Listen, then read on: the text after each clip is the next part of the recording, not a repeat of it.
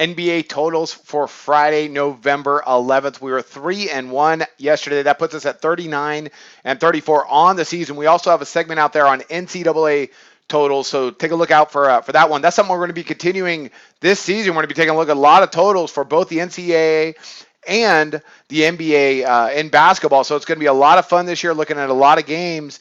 And as for my sides play, we're going to go in a little bit of a different direction. So I'll be doing some articles from time to time for SBR. But as you may well know, if you catch up with any of my videos, it's been absolutely awful with those sides play. Totals have been okay. So we're going to continue with that segment. We want to put out the best product out there for you guys, and make sure you always check SBR for the best lines. Today, for Friday, we have 4 games on the board. We're just going to jump right in right now and break these down. Let me pull something up here really, really fast. Okay, we got our totals up. The first one we got here is Indiana and Philadelphia, and I'm going to go under the total of 213. Now, these two just matched up as I erase some data here that I no longer need. These two teams, of course, just met up the other day. They ended up going to overtime, but it was 216 in regulation. Now, we had the over for that game, but I like the under in this matchup. Let's take a look at these numbers here. Now, Indiana, well, first let's talk about some basic numbers. We got Indiana averaging, 110 points per game, while Philadelphia is averaging 94.7. Indiana's given up 113 points per game, but they've had a couple overtime games as well. That would still rank them last in the league, while Philadelphia's allowed 107.4 points per game. So, Indiana is not, I think they're a little bit better than that number, considering they went a big overtime with Dallas and an overtime with Philadelphia. However, what really intrigues me about this game and why I want to back the under are these numbers right here. In their last matchup, Indiana shot 53.8% from the field and 47% from distance, while Philadelphia shot 48.4% from the field and 39% from distance. And those are some really good numbers. The attempts were pretty solid. I mean, they got up and down the floor as expected, but you look at Indiana, they're shooting about 47.5% on the season, and Philadelphia is shooting around 43% on the season. So they shot really well against each other. I'm estimating they're not going to be able to do that 2 games in a row against each other at that same pace and get over this 213. That's a lot of points. Philadelphia is averaging 84.3 attempts, field goal attempts per game, while Indiana's getting up 89.6. Again, that's number 1 in the NBA, but again, that includes 2 overtime games in the statistics I have. But on the other side, you got Philadelphia allowing 88, Indiana allowing 86. It's going to be fast. This game's going to be fast. But I think it's going to stay under the 213 simply for the fact I don't think they could shoot at these percentages again 2 games in a row. I could be wrong, but I don't think they're going to be able to do it. Those are some really solid numbers, and I look for a little bit better defensive effort in Philadelphia in this second game. All right, next one up we got is the Los Angeles Clippers, Oklahoma City Thunder. I'm going to go over the 203 and a half here in this matchup. Now, they did meet earlier in the season in a really strange 85-83 Oklahoma City win, where the tempo wasn't that bad. Oklahoma City got up 84 attempts, and LA got up 87 attempts. That's pretty decent, but Oklahoma City shot 40%, and the Clippers shot 39%. And they were horrible. They couldn't make a bucket. On the season, the Clippers are averaging 105 points per game. They're allowing 88. That's 1 or 2 in the NBA. But they've been awesome on the defensive end. Oklahoma City is averaging 102 points per game, allowing 99. Now, what kind of gets me on backing the over is this. Well, for Oklahoma City, they're playing better than most people probably anticipated. They're 6-2. Clippers have been outstanding. This would be a great matchup. They got scorers on both sides. They're both pretty deep. I think they'll be able to score this game, and I think the pace is going to be good because Oklahoma City, right now, they're allowing almost 87 attempts per game. They want to get up and down. They're not going as fast as last year, but that's how many they're allowing. They're averaging, on the offensive end, 87.6 attempts. That ranks 4th in the NBA. But they were like 1 and 2 with Boston last year. So I look for them to get up closer to that 89 sort of range by the end of the year, I think that's what Billy Donovan wants to do. The Clippers, no problem, 85 attempts per game, but they've been good defensively, allowing just around 82.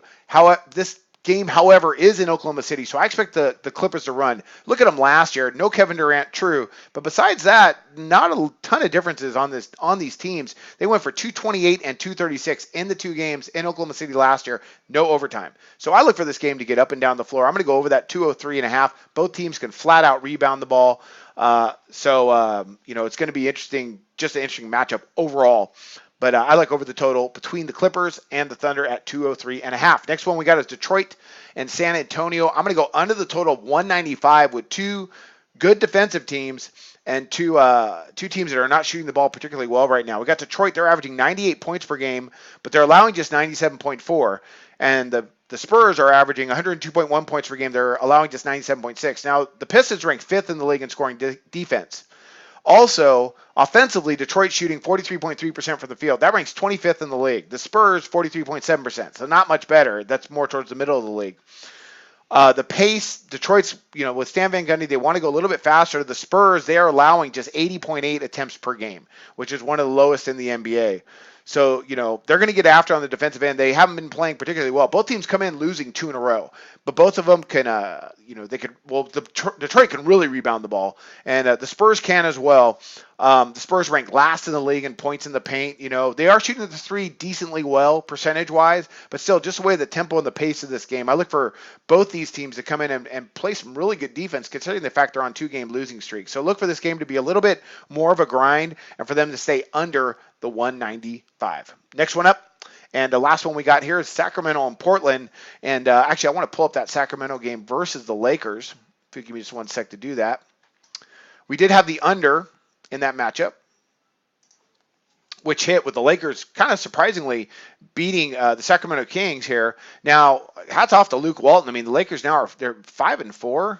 Wow. Kings really need to pick it up there. I think the Kings have decent talent. I think Jaeger's a good coach as well. Let's break this one down here. This, for me, why I like Sacramento Portland. I got into the game and I might not have mentioned it. I like over the total of 211, so I apologize if I went ahead of myself there. Sacramento's not been very fast tempo. Against the Lakers yesterday, they did get up 85 attempts, but they allowed just 74. The issue was the Lakers shot lights out, 51% from the field. Now, currently Sacramento is averaging 98.6. Portland's averaging 106.9. Sacramento is allowing almost 102 points per game. Portland's allowing almost 111. That's one of the worst in the league. Well, Portland goes so fast. Right now, Portland's averaging just 85 attempts per game, but they're allowing 89. And that ranks 27th in the league. So they want to go up tempo. Now, at home this year, Portland's games, 217 final, 220 final, 231 final, and 240. The last two have been against Phoenix and Golden State, really fast teams. The one I want to look at is that 220 here versus the Clippers. That's more of what I think we might see tonight. And Sacramento also coming off a back-to-back, I think they're going to be more apt to run tonight than go ahead and play lockdown defense. Portland, great guard play from Lillard and McCollum. They're going to be able to stretch the floor, and I think they're going to get out in transition and be able to run. I don't think Sacramento is going to want to grind in this one. I think they're going to go ahead and just get out and get into a pace, space and pace type of game. So look for that. I'm going to go over the total of 211 and look for both these teams to shoot really well tonight. So let's break this down one more time. All right. Let me bring this up one last time. We got Indiana and Philadelphia under the 213 and a little bit of a rematch here. Los Angeles Clippers and Oklahoma City Thunder over the 203.5. Detroit Pistons, San Antonio under the 195, and the Sacramento Kings, Portland Trail Blazers, over the 211. Those are our 4 picks, total picks on the day. Again, look out for that NCAA total segment. A lot of basketball still to play this year. It's going to be a lot of fun breaking these games down, and wish you luck on your picks today.